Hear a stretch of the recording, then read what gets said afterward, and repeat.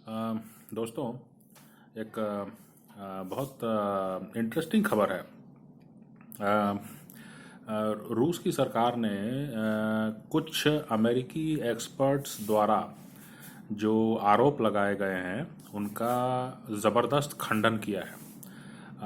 ऐसा बताया जाता है कि कुछ अमेरिकी एक्सपर्ट्स जो हैं उनके द्वारा ये कहा गया था कि जो अफ़गानिस्तान के पंजशीर में तालिबान के खिलाफ जो संघर्ष चल रहा है, हथियारबंद संघर्ष, उसमें जो हथियार इस्तेमाल हो रहे हैं वो रूस में बने हुए हैं। यानी कहने की कोशिश ये की जा रही है कि रूस जो है वो कहीं ना कहीं तालिबान के खिलाफ जो है जो जो गुट वहाँ पर लड़ना चाह रहे हैं उनको हथियार देने का कोशिश कर रहा है, या तो प्रत्यक्ष रूप से या तो परोक्ष रूप से। लेकिन रूस की सरकार ने जो है बहुत सख्त रूप में जो है इसका खंडन किया है। उनका ये कहना है कि ऐसी ऐसी कोई भी बात नहीं है, और उनका ये भी कहना है कि ऐसे किसी गुट को जो तालिबान के खिलाफ लड़ रहा हो उसको हथियार देना या किसी को भी हथियार देना अफगानिस्तान में, ये रूस के अपने हितों के खिलाफ है।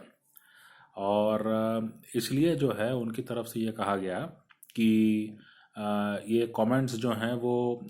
शरारत से भरे हुए हैं और जानबूझ करके मीडिया में इस तरह की बात लीक की गई है। जानबूझ करके इस तरह की बातें प्लांट की जा रही हैं मीडिया में, जिससे कि रूस के खिलाफ माहौल बने। ये हमें याद रखना चाहिए कि रूस जो है उसने तालिबान के डेलीगेशन को सरकार बनने के पहले भी अपने यहाँ होस्ट किया था। और रूस के साथ साथ जो दूसरे जो सेंट्रल एशियन स्टेट्स हैं उनका भी ये भारी एक मत है कि अफ़गानिस्तान में शांति रहे और वहाँ पे आतंकवाद या चरमपंथ जो है किसी रूप में भी जो है पनपने ना पाए या उसका विस्तार ना होने पाए। इसलिए वो भी जानते हैं कि इसका खतरा क्या है, और एक बार अगर ये वहाँ पर अफ़गानिस्तान में फैल गया तो फिर बाकी देशों में भी फैलने में ज़्यादा समय नहीं लगेगा। और इसलिए जो हैं वो रूस और बाकी सेंट्रल एशियन स्टेट्स जो हैं शुरू से ही जो हैं इस बात के पक्षधर रहे हैं कि किसी तरह से जो है एक स्थिरता आनी चाहिए। भले ही अफ़गानिस्तान की जो संस्कृति है उसके हिसाब से ही काम हो, लेकिन फिर भी जो है एक तरह की स्थिरता आनी आवश्यक है कि जिससे आसपास के देशों को जो है चरमपंथ या आतंकवाद से जूझना ना पड़े। जाहिर सी बात है कि ये सिर्फ रूस और बाकी सेंट्रल एशियन स्टेट्स का ही जो है ये उनका चिंता नहीं है, और भी देशों की चिंता है। चीन भी इसमें शामिल है, भारत भी शामिल है इसमें। तो ये बात तो बिल्कुल सही है कि इस डेवलपमेंट से जो अफ़गानिस्तान में हुआ है,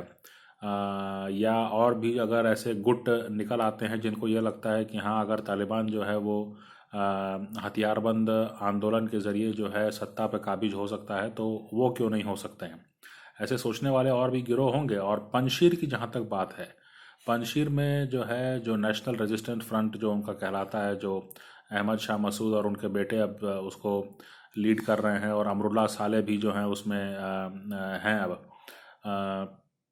उन लोगों का टकराव जो है वो बहुत पहले से है, और 90 के दशक में भी जो है वो था। तो इसलिए जो है ये कहना कि और ये जो है खबरें जानबूझ कर प्लांट करना कि जो भी रेजिस्टेंस फोर्स है उसको रूस हथियार सप्लाई कर रहा है, ये जाहिर सी बात है कि अगर अमेरिका की तरफ से आया है तो वर्तमान जो संकट है यूक्रेन को लेकर के, उसमें जाहिर सी बात है कि एक शक तो होता है कि जाहिर से इस तरह की बातें क्यों प्लांट की जा रही हैं मीडिया में, और वो भी बिना सबूत के।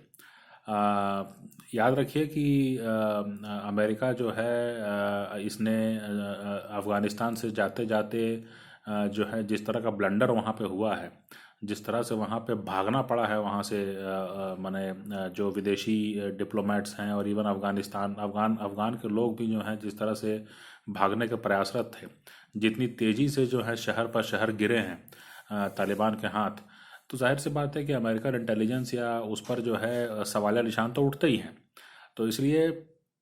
बिना किसी का पक्ष लिए ये कहा ही जा सकता है कि अमेरिकन इंटेलिजेंस जो है वो ज़मीन पर जो है बहुत इफ़ेक्टिव तो नज़र नहीं आता है। और आज के दिन में अगर वहाँ पे कोई एक्सपर्ट्स ऐसा कह रहे हैं कि रूस हथियार सप्लाई कर रहा है,